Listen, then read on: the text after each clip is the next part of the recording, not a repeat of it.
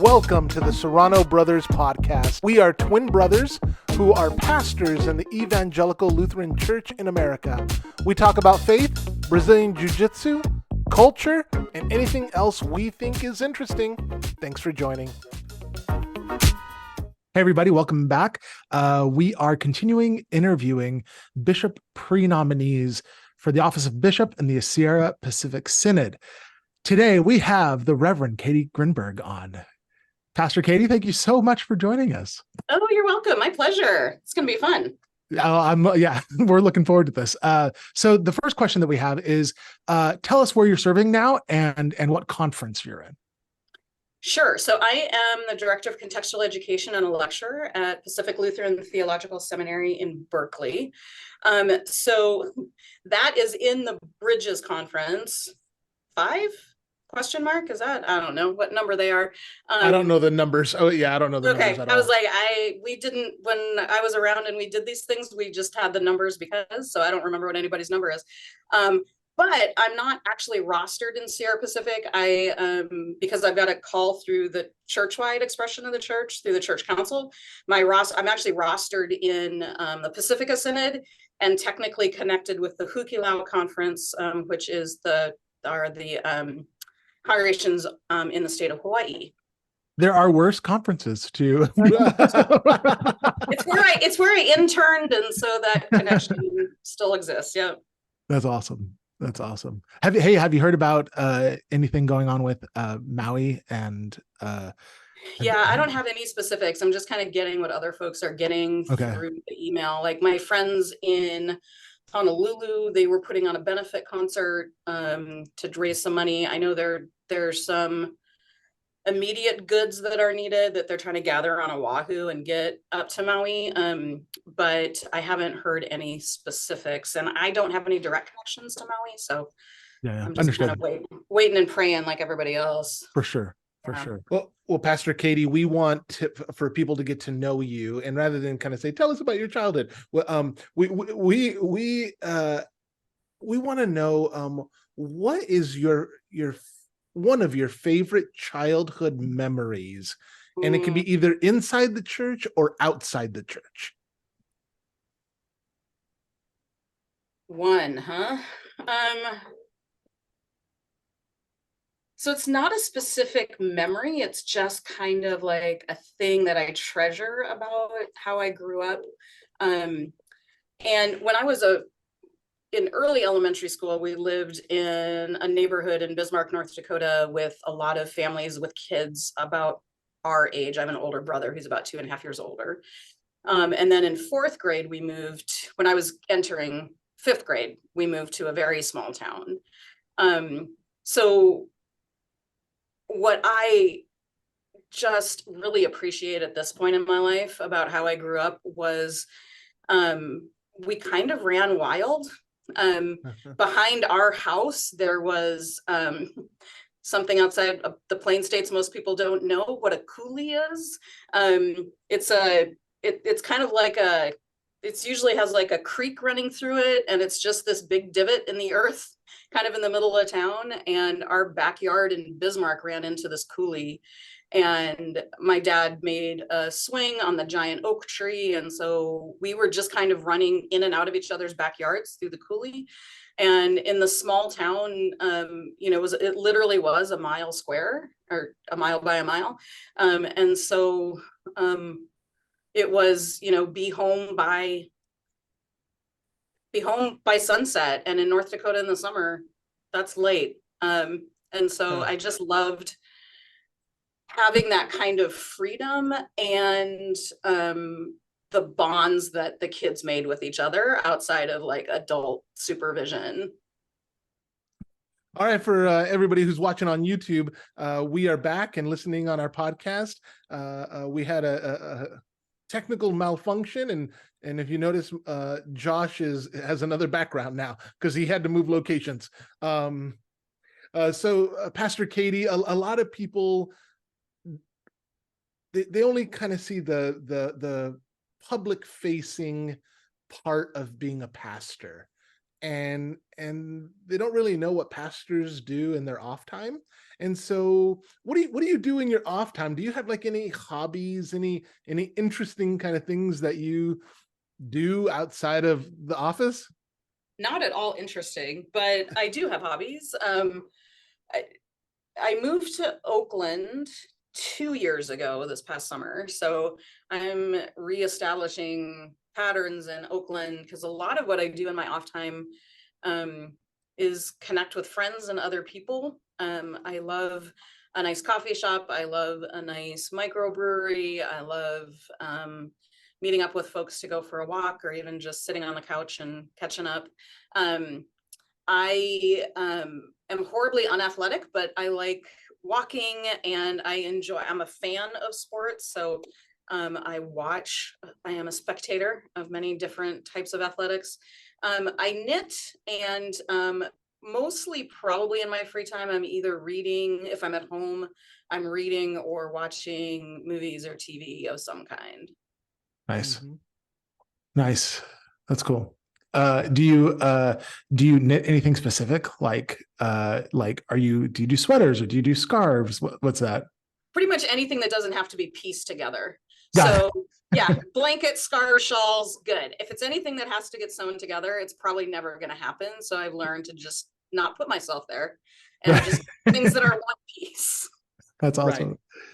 Right. Do you have any like of course, as Christians and Lutherans, our spiritualities are very important. Do you have any sort of spiritual practices or disciplines that you really cling to? I've had different ones in different seasons of my life.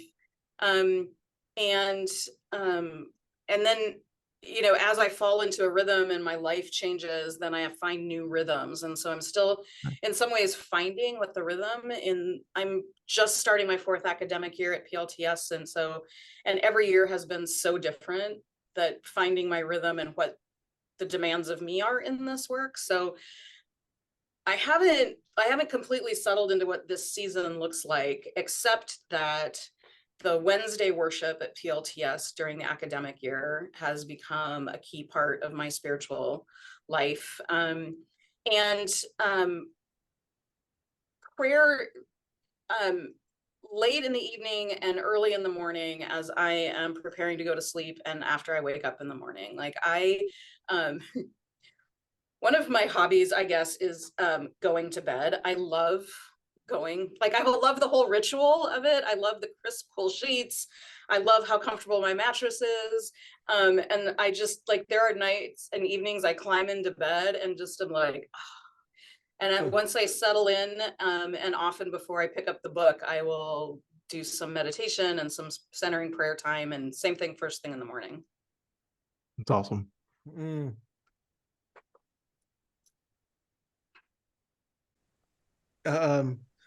So in ministry, there are all kinds of ups and downs, and you have the unique experience of being in the parish, right? Mhm. And then being in the synod office, and then being on staff and at PLTS. And so in any of those regards, can you tell us about a success that you really cling to, especially when things are going rough? Yeah, I think right now in this season of my life, it is,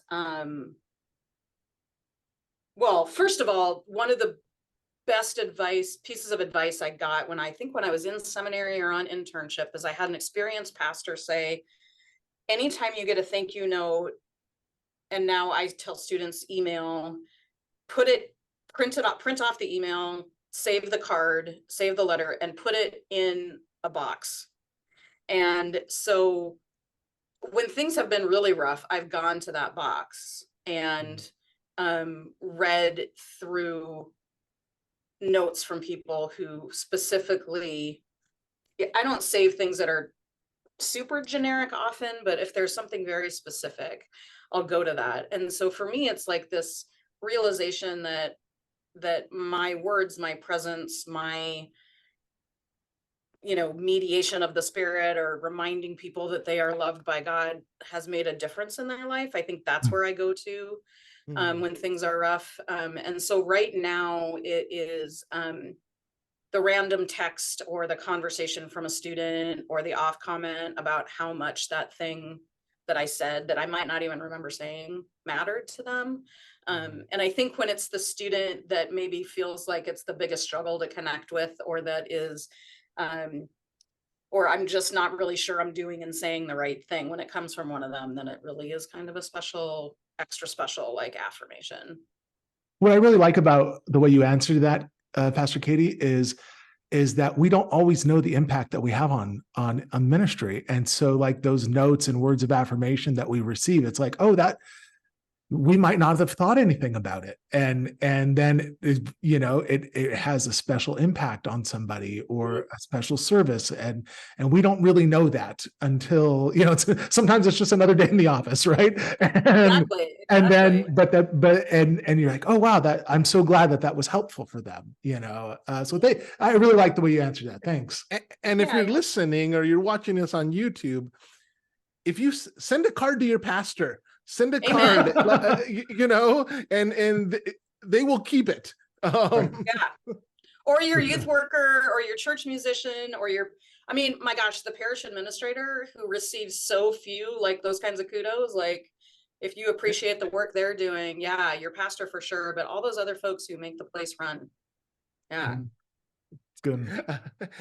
I don't know if you remember this when you were in the Synod office, but every year, Katy, I would send Girl Scout cookies to the Synod office. Oh, yes. Because my daughter was selling them and I just needed to, I wanted to appreciate the Synod office, but I was just trying to get rid of cookies. Trying to move cookies, yeah. And we had one pastor who would just randomly send us Pete's coffee cards and just say, like, thank you for what you're doing. I know you're out on the road. Use this when you're with somebody, kind of thing. And that mattered when I was doing that work, and it matters when folks do it for the people that are working with them in ministry. And and it doesn't have to be anything big. I think that's the thing. Right. Like, we always are looking for the big thing to show our appreciation, and sometimes it's just somebody taking 3 minutes and writing a note and taking the effort to address it and put a stamp on it and get it in the mail. Like, somebody going to that effort. I don't even care how eloquent the card is. Like, it's the effort and the thought behind that really, really matters so much. Yeah. I really, thanks for saying that. Yeah. Do you, okay, we're going to switch gears a little bit. So there's 3 expressions of the church, right? There's church-wide, there's the synod, and then there's, the local congregation.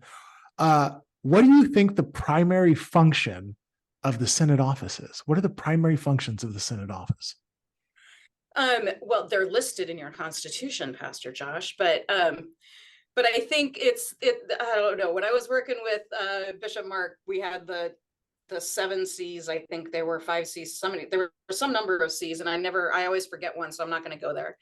But there are some constitutionally mandated functions of the synod office, and so I think that those are important to, like, hold in mind as we think about how that middle judicatory level functions. I think synod offices and that middle judicatory level of any denomination function the best when they can resource each other, or resource congregations and leaders, lay leaders and rostered leaders, because it's kind of that 10,000 foot flyover, and you see and are talking to so many people, so that when somebody in Aptos is doing a community gardens, and somebody in another part of the synod is talking about, oh, we'd love to do a community garden, and being able to say, oh, the people in Christ at Aptos just did this, let me connect you with somebody there, and they can talk to you about what they learned about doing this, right? I think that's a function. I think it's not sexy, but it's important. I think the accountability is super important. And that includes, you know, the discipline and those things we think of, but also like really paying attention to the call process and the kinds of rostered leaders and the people that are coming in to the synod, and more than just are they a good fit for this congregation, but are they going into a community where they can thrive as people and with their families, in all that they are, and to be a place that when there is not so great behavior, to be a place where people can bring that and know that something will be done. I used to say that the playground monitor is the least popular person on the playground, but it's what makes the playground safe for everybody. Yeah. So I think I think it's also, I think the Synod office also gets to be, or the Synod gets to be a place that creates the spaces for connection. So Synod Assembly and other gatherings where we can come together and become this critical mass of Lutheran Christians in Northern California and Northern Nevada, and pray together and sing together and build relationships and be together in mutual support and consolation and play together. And so I think it has, for me, and I know this is just, and I see it this way because of the way my brain is built, I think at its best, it's deeply about connections. Really long answer to get to that one word. No. That's great. But it has all those layers. Yeah. Right. I think one of the things that Josh and I have heard from people in the Synod is this need for a strategic plan. And so how would you go about creating a strategic plan? Not necessarily what the plan is, but how would you like create a strategic plan for our Synod? I wouldn't start right away. Mm-hmm. I think the first thing that's needed is the connection. I think for several reasons. I think partly because we're just all getting reconnected in our own communities and faith communities at post-COVID pandemic part. Like we're not post-COVID, but during the pandemic part, right? So we're figuring out how to be connected in our own communities. Sierra Pacific historically has been a fairly contentious synod in the church, and gathered in assembly. Like, you know, folks who were here 30 years ago talk about how synod assemblies were like one of their least favorite things to go to. And so we've never played well, fought well, communicated well. There probably have been seasons of that for people who've been around longer than me, but there's always been some kind of contentiousness going on. And so how are we getting to know each other and doing some form of connecting and being together? Because the first part of the strategic plan has to be listening. And so I would want to be gathering, you know, kind of a la community organizing in some ways, like helping people like do a listening campaign and coming together to talk about what are people hearing from folks. But it's a huge synod, right? Not just geographically, but it's about 180 congregations plus ministries plus agencies. And so it's going to take time to do that kind of listening campaign. And then, and so I think it's a matter of, you know, getting the office of the bishop staffed and functioning and working then with the Synod Council to talk about what listening campaign looks like and getting them on board. So it wouldn't be something that I would want to do straight out of the gate, but building the foundation and the groundwork and the capacity for doing that would start with listening right off the bat. And so I think that's where I would be starting, with the folks that are already in place and the folks that start, you know, alongside me if I were to be elected, to really start listening and then start to build capacity for people to do more listening and wider listening so that we can go deeper.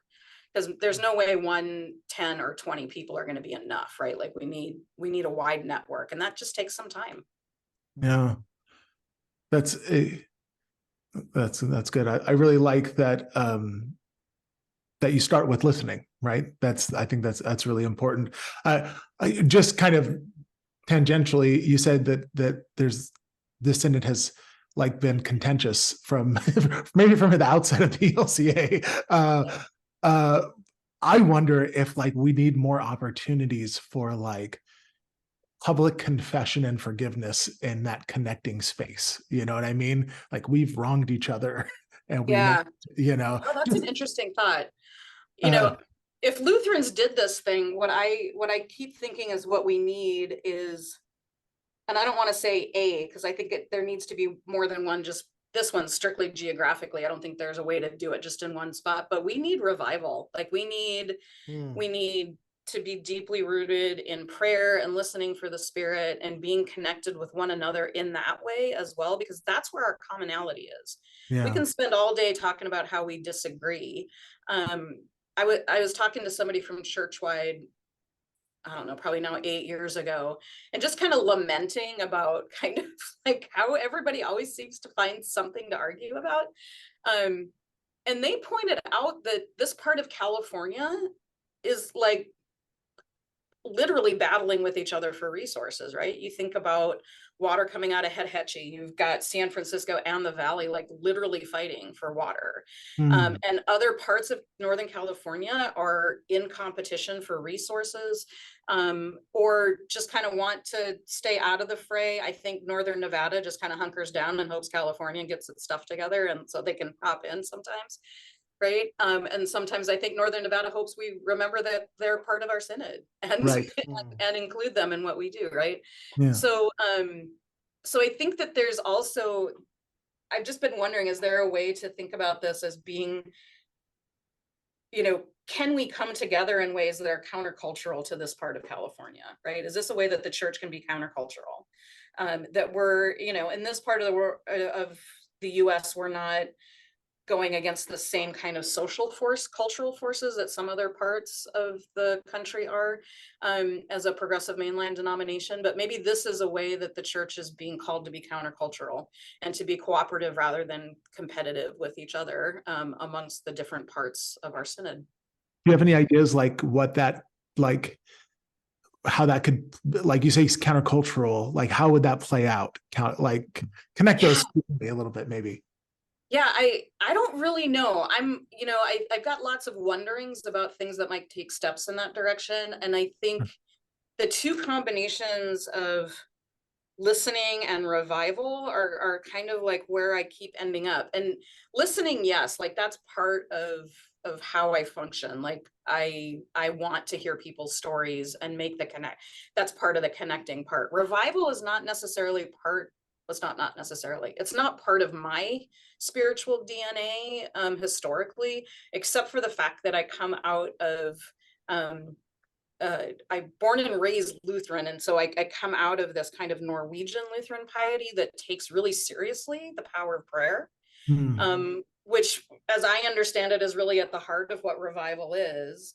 But it's like this, it's not just a personal, it's this communal. And so I would want to be like, talking with folks about what do they want, what do they see as needed. And I think that until we're able to really understand the connections that we have with each other and what we have in common, and we center ourselves there more than just saying it, right? Because we've all said it, right? We're united in our baptism, we're united at the table, but we don't act like we are often. And that's not just in the synod, right? That's just part of what people call out as the hypocrisy of the Jesus disciples. And so how do we, and I don't know, like, I think for me, it's a lot of wondering right now, of what does it look like to create this space, that then creates other spaces, right? Like, so imagine a synod assembly where you come and you've got a variety of Bible study leaders that are all centering us in the same text throughout the 48 hours. And the keynote speaker is somebody who's teaching us how to do one-to-ones. and you learn how to do a one-to-one, you see it modeled, you've been centered in this text, you turn to somebody that you're sitting next to and you do a one-to-one with them. And that the whole Synod Assembly is about like being centered in this text and doing one-to-ones and then small group, whether that's your table or your conference or your metro area or rural congregations and urban, right? Like there are ways to design this, I think, I've got a hunch, that would leave people thinking more about what we have in common than fighting over the Oxford comma in that resolution. I mean, I'm a fan of the Oxford comma, but if assembly was about connecting with one another, doing the needed business, but like at the heart of it, like we're here to connect with each other through the Spirit, as just fellow disciples of Jesus. If we all come in knowing that that's the goal, how does that change how we're together? And I don't know, because we've never done it that way. So well, you are speaking to my evangelical heart when you talk about revival. Yeah. You know, because I think that you know, really the purpose of revival is for people to have changed hearts towards God and towards one another, and that takes real it takes real flesh when we see each other not as competitors, like you said, but as co-witnesses, co-workers, and extensions of each other's ministries. We're not, I mean, one thing I think every church should know is we are not battling each other for the small amount of Lutherans in the Bay Area. We are a Christian church who is witnessing the gospel and trying to spread the good news to everyone who hasn't heard it. Sorry, I'll get off my soapbox. People need to be reminded, right? Like I think that, amen, yeah, amen. Right? And sometimes that's those of us that are preaching. Amen to that too. Every one of my sermons that I preach is to me. And I'm letting 100%. People listen to that, right? Exactly.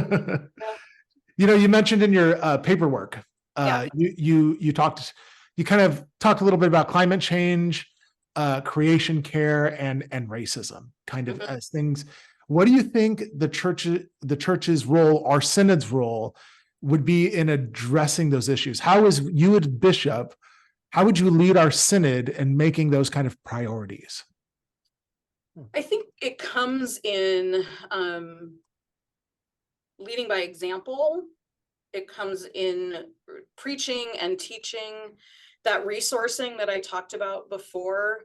And I mean, I think when it comes to the climate and ecological justice, I think this synod has an amazing, or I know the synod has an amazing resource in the Center for Climate Justice and Faith that's housed at PLTS. The Cynthia Labita, who's one of the faculty members here. So I think, you know, whoever is elected bishop, I hope they see the center as a partner in ministry. They're doing global work, but you know, the fact that it's physically located in Sierra Pacific is a huge resource for the synod. And I think that, you know, there was a synod green team. There are people who are really passionate about this. And I think in the same way that like being a congregational pastor, having people who are passionate about a particular ministry, I see it the same. Like your job is to empower and support and resource and pray for the folks who are really passionate about that ministry. So I think in some of the ways the bishop can do that is just give people permission and room to run.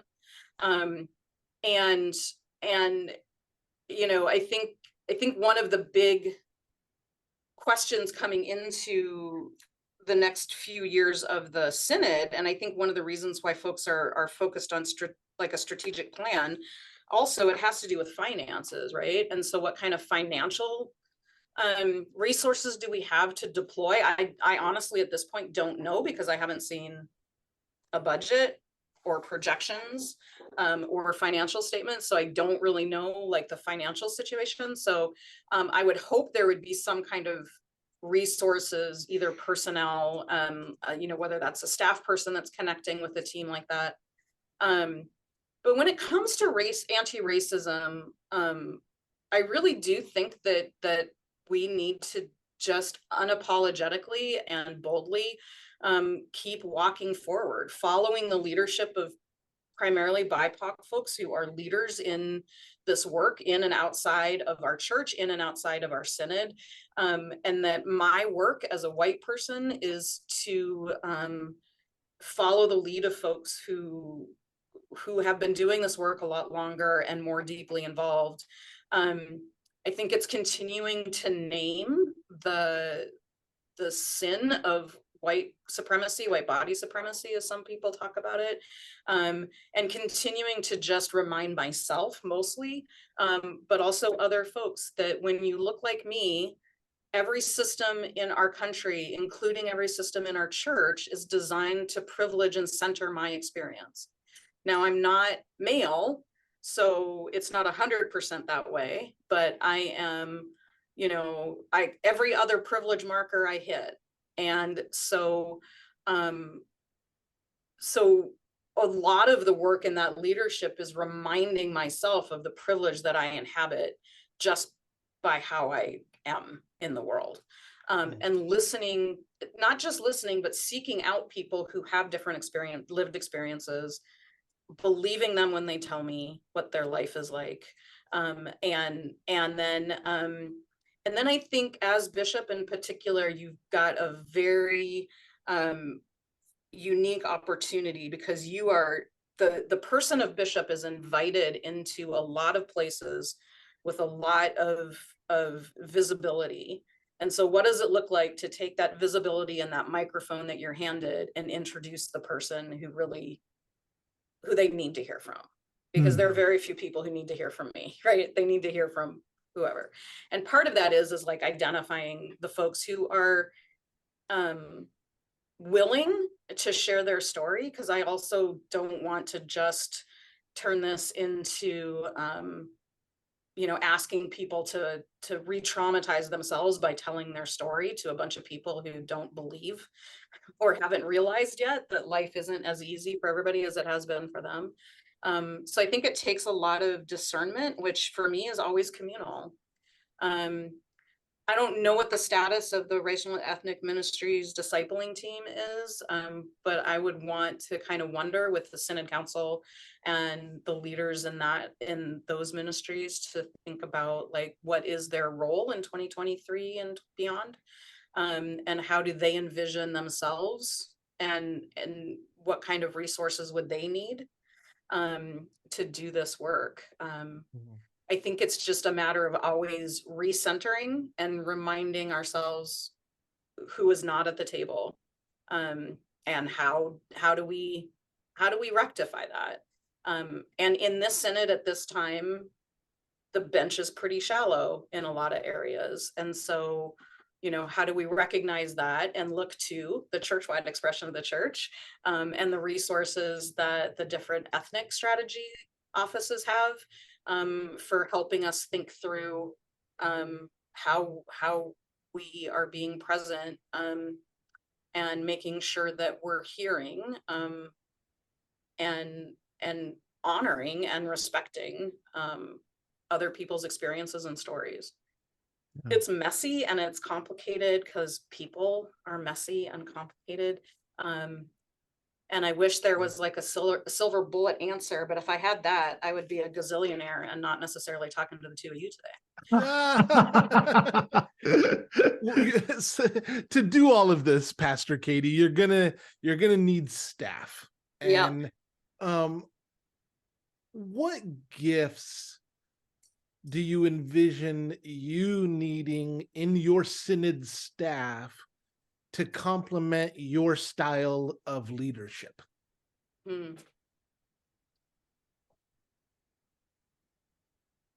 I would want people with whom I can be honest and who will be honest with me about the good stuff and the hard stuff. Being able to sit in those hard conversations about when we have messed up, people of prayer and love for the church. I don't mean the institution, but the church, and disciples of Jesus who are people of prayer who listen carefully in discernment. So I think it just in general, that would be kind of what the kind of people that I would be privileged to work with. As far as skills go, I think there's this administrative level of the folks who are really like in the nitty-gritty of making sure that the Synod runs financially, and there's a form for everything, and so making sure the forms are tracked and filed and all of that kind of stuff. And those are important roles, and so I would want to make sure that we've got folks in those roles who are gifted in finances and administration and hospitality, because it's a community, it's an outward facing kind of role, those roles are. And I think in some ways, knowing like the gifts and skills of people as we figure out who has what, for like executive staff or ministry staff would have in their portfolio, would kind of depend on who those people are. Because I've had like the privilege of doing a lot of those ministries, and I'm not set like the bishop has exactly these 4 things in their portfolio. In addition to, like, I don't want to assume that because Mark Holmrud or Dave Mullen, had global ministry and whatever the other things were that they had in their portfolio, that's what I would need to do, right? Like who are we gathering, and where are the passions and the gifts and the skills and the capacity? Because the bishop is like, a lot of the bishop's time is taken up with church-wide expression stuff. And so, right. So I think the other skill and gift that other ministry focused staff folks would need is, you need to be an independent worker, and you need to be able to keep coming back together. And so it's the sense of being interested in being collaborative, but doing that in a very independent way, which is just a really odd way of thinking about those 2 things. That makes sense. For dodging your question? No, that was great. Yeah, that was a great answer. Do you think so sometimes the bishop's office is going to get called in the situation? You probably know this more than most. A congregation is going to be in conflict. It's going to be in conflict with itself, with the pastor, with other members, with the synod, and it's really important for the bishop to, when the bishop gets called in, to help with that. So what do you think your like own style of conflict resolution is? And how do you go about handling conflicts like that? A lot of breathing and prayer. I think, when you're the person that's being called in, like I think the biggest work that I have to do when I'm that person is in my own self-management of, like, I'm not convinced it's possible for anyone to be a non-anxious presence. My goal is to always be the least anxious presence in the situation. Well said. That's good. Which for me entails breathing and centering myself physically, and then, because that gets me in the place to be able to listen. So I think, again, this comes back to listening. And the office part of the job of the bishop and the office of the bishop, and those who act on the office of the bishop's behalf, is to hold certain boundaries and expectations and, conduct of behavior. And that goes back to the playground monitor being the least popular person on the playground. Sometimes, almost all of the time, by the time it gets to the office of the bishop and the office of the bishop gets called in, the conflict has progressed to a place where it may seem like it's intractable. So I think piece of it is, having streams of communication so that hopefully before things get too far down the road, you're getting some word that something's up, and being in conversation with the congregational president and the pastor or the deacon called to the ministry, or whoever the leaders, whatever the leadership of the congregation looks like, checking in and finding out and what resources are needed. There are folks who specialize in conflict mediation, and in a lot of conflicts, it takes time and it takes repeated returns to work through a process. It's not like the bishop and 4 people can show up, or 3 people can show up like in a bishop, like the constitutionally mandated consultation process, and solve anything. And when you do a listening, which is what that process looks like in the Constitution, and the bishop and the staff usually do not have the time to or the capacity to give that much time to a congregational conflict, when if it takes repeated meetings and listenings and negotiations. And so I think it's really important to think about who are the people within and without the synod, who can be part of a conflict mediation team. I know that was something that at least a few years ago was under discussion about, like, the pastors and lay leaders in the synod who've been trained as coaches and in family systems, and kind of coming up with a group of people who would be who have the gifts and skills and the willingness to be people to walk with congregations in that way. Because it's beyond the capacity of one person to really work through a complicated congregational conflict and be the bishop of the synod. Like, you can't, there's just not enough time for that person to be the person that really walks through with a congregation what might be like a 6-month process. So there are groups, and it takes congregations putting often financial resources that direction. But for smaller things and for more immediate things that might take 3 or 4 sessions, who are the folks in the synod that have the gifts and the training, or have the gifts and are interested in the training, that might be able to be deployed that way.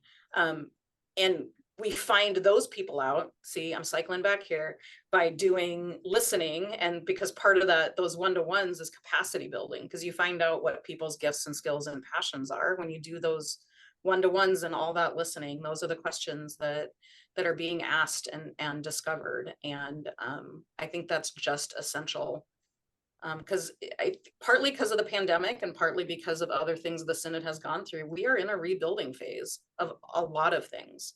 Yeah. And so I firmly believe, I have been over the last 5 years more and more convinced that a lot of the things that a lot of the skills and the tools that community organizers use can be really helpful in these rebuilding moments. And thank you for that. And I like how you talk about bringing in other resources and listening as a part of all of that. As you were preparing, to be here, right, and thinking about, being on this podcast, is there a question that you thought to yourself, gosh, I really hope they ask me this question?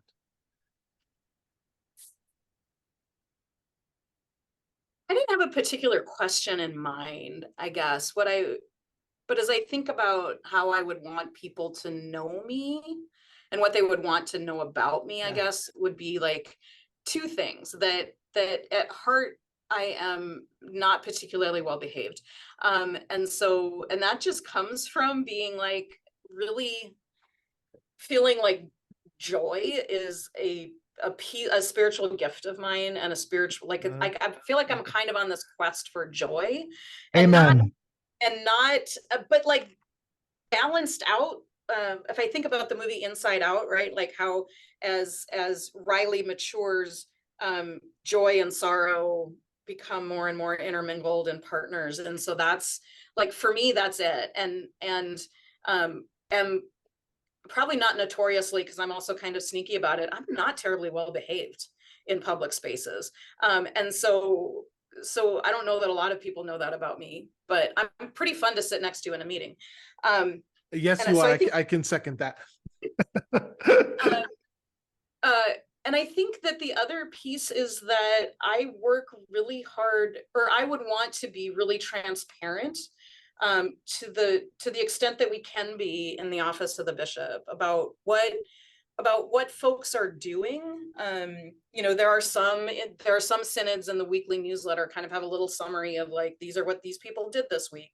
I think that's just a really good practice, at least at the beginning, if not ongoing for the whole term. I think it's helpful because the work is atypical for ministry, and it's opaque to a lot of people, and they don't even think about the synod most of the time until they wonder, why are they budgeting money toward the synod? And when they need something, like, that's when the synod gets in people's minds. And so how are we through communications, you know, expanding the idea of what we're doing, or being transparent about what we're doing. And to me, that comes from like being authentic and how I show up. I'm fairly consistent, I think. I don't know, the two of you can probably be a better judge than me, but I try really hard to just kind of be, this is who I am, and this is how I would, so what you see here is how I would be showing up, misbehavior and all. That's great. Okay. I think, Jeremy, did we get through all of them? Did we miss any? No? Okay. Now we're doing our lightning round. Hydrate. All right. So 10 questions. Yep. Answer them as, you know, as quick as you can, you know. Okay. I usually need to take a breath to make sure the filter is working. So go ahead. No, it's all good. It's you don't have to answer them super quick, but you know, as fast as you can. What food could you eat every day? Potatoes. What's your favorite movie genre? Classics. Ooh, nice. Salty, sweet, or savory? Salty. Nice. In addition to the Bible, because every pastor would probably say the Bible, which book would you want with you on a deserted island?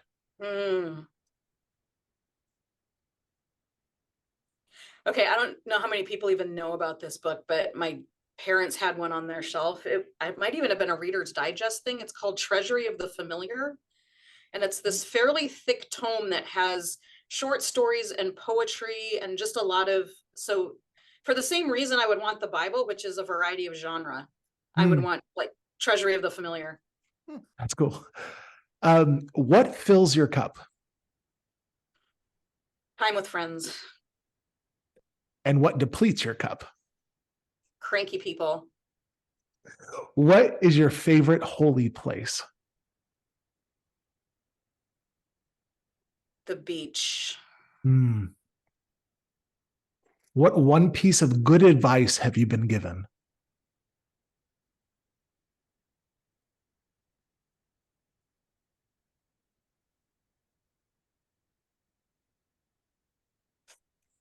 Turns out it's not all about me. Except it was, turns out it's not all about you, but was the advice. What does rest look like for you? A book in my comfy bed. What do you hope God will say to you as you enter the pearly gates? Oh, it's you. Beautiful. Well, this is the Reverend Katy Gridberg. Thank you so much for joining us today. Oh, thank you both, Josh and Jeremy. It's been a delight. This is the Surrounded by Others podcast. See you later.